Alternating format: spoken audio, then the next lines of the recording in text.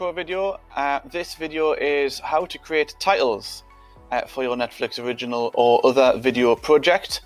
One thing you might want to do at this stage is to zoom in on the clip that you are putting the title on. If you haven't zoomed in on your timeline before, these little circles here will allow you to zoom in and zoom out. You're not manipulating the length of time or shortening or trimming the clips in any way. You're just zooming closer into them so that you can have a good look at the particular segment you would like to apply a title to. So I'm going to move my seeker to about here. I quite like this shot here. I'm going to want a title in the bottom corner that says directed by. Okay, so text box tool, it's here. I'm going to drag and draw a box on the canvas and I'm going to write directed by Mr. Rose. And then it may have inherited the text box attributes of the last time you or somebody else made a title. It's looking all right, but I might want to move it. So that arrow tool there allows me to move the text box.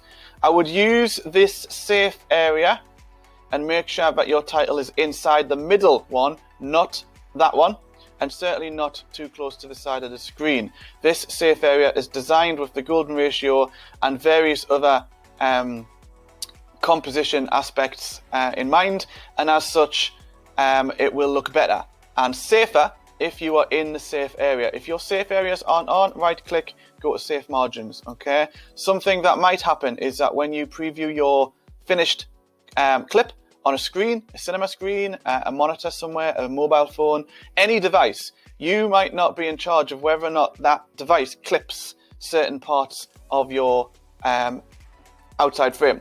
So the last thing you want to do is have a video screen clip certain parts of your text.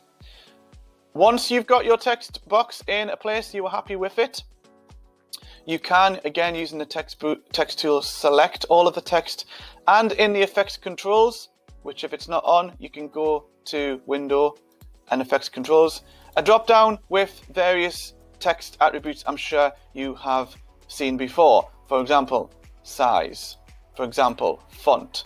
Okay, I would expect you to change the font to something away from the traditional screen-based fonts that will apply by default. So I will put that back in the Action Now font that I quite like. Something else I might want to do now is manipulate the size of one line of text separately to another.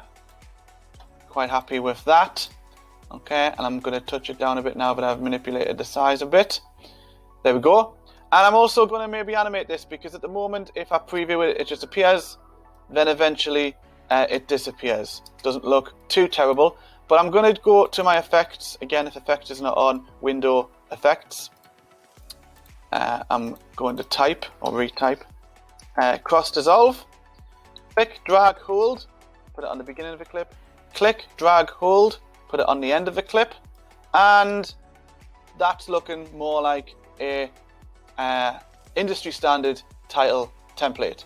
Happy with that. Okay, you could perhaps animate its size and maybe make it grow ever so slightly as well. But once you've created your title, for consistency, all you need to do is simply copy it. I'm going to scoot over to maybe this clip where I would also like a title, and I'm going to paste it there. I've got two identical titles at the moment. They look consistent, which is good, but obviously I don't want two the same, so I'm going to go back to this. I'm going to change that to edited by, and I'm going to change that to somebody else. Okay, and there I've got two separate titles. It maintains the cross dissolve in and the cross dissolve out.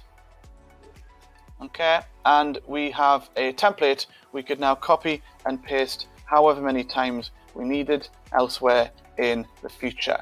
Okay, there you go. Titles in Premiere Pro. Text box, draw, effects controls to manipulate font, size, perhaps even drop shadow. Okay, drop shadow there might make the text a little bit readable, particularly if it's white text on a busy background. There you go. Thank you for watching this video.